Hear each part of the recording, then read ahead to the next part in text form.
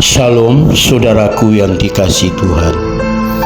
Kebenaran firman Tuhan hari ini berbicara ciri-ciri orang yang dilayakkan masuk surga. Saudara dan saya memiliki ciri-ciri ini, maka saudara yang layak bertemu dengan Tuhan, akhir kehidupan saudara dan saya masuk surga. Ini menurut penilaian saya, saudara.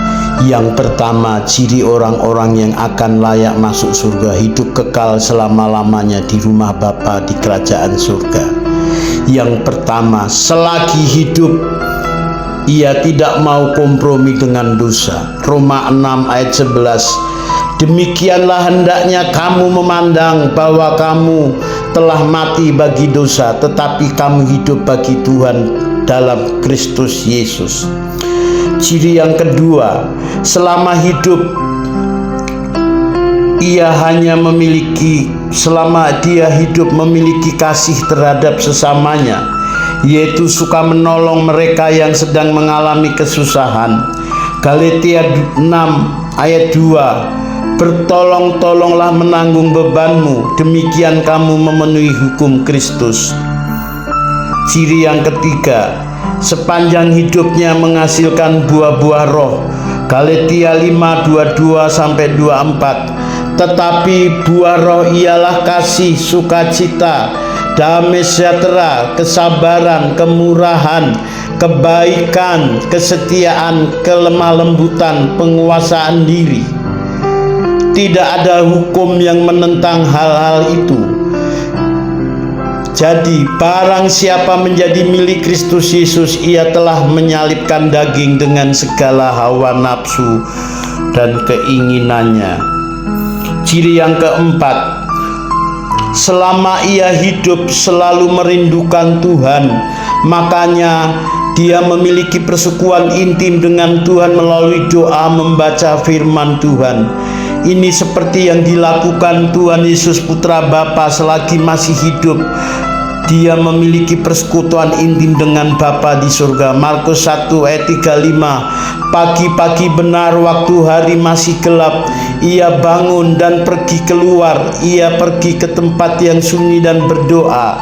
Saudaraku, kalau seseorang memiliki pergaulan intim dengan Tuhan, memiliki hubungan intim dengan Tuhan, maka Tuhan memberi kekuatan dalam hidup dia agar dia tidak mudah jatuh dalam dosa.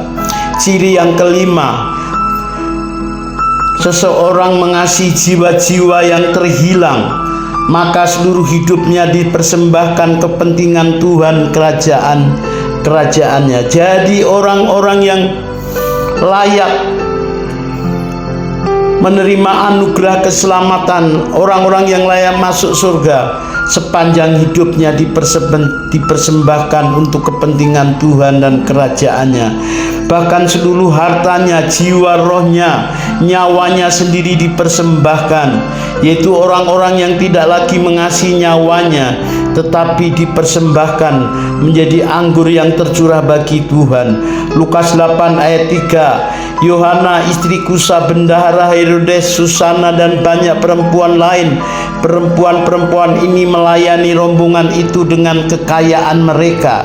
Jadi umat perjanjian baru, bahwa seluruh hidup kita milik Tuhan, seluruh harta yang kita punyai titipan Tuhan, semuanya untuk kepentingan Tuhan dan kerajaannya. Jadi di dalam perjanjian baru tidak ada prinsip atau konsep 90% milik saya, 10% milik Tuhan. Ini adalah pengajaran yang sesat. Gereja-gereja yang mengajarkan semua ini, mereka orang-orang yang tidak mengenal kebenaran, saudara. Bahwa saudara dan saya sudah ditebus oleh darah Yesus. Jadi semua harta hidup kita harus kita persembahkan kepada Tuhan.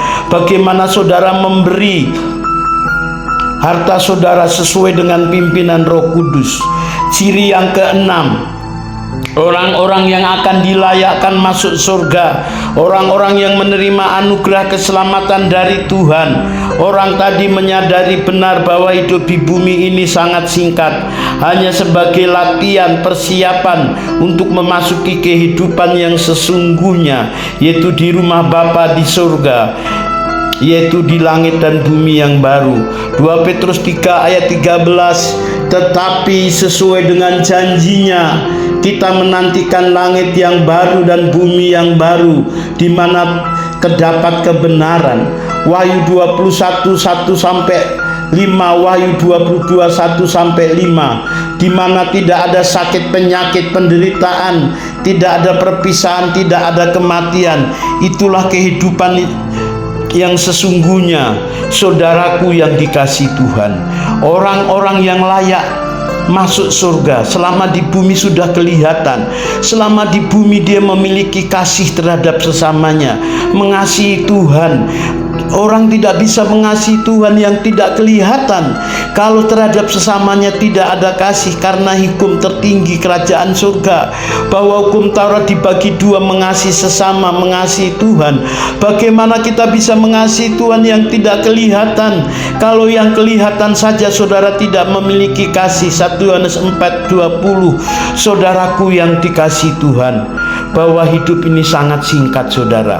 Maka kesempatan saudara dan saya untuk sungguh-sungguh mencari Tuhan, untuk sungguh-sungguh menjadi saksi Kristus, menjadi surat terbuka bagi Kristus, sungguh-sungguh nekat mau bertobat, sungguh-sungguh memaksakan diri untuk meninggalkan kesenangan dunia, segala hawa nafsunya. Orang-orang yang hidup hanya memuaskan keinginan daging, keinginan mata, orang-orang itu akan terbuang dalam lautan api.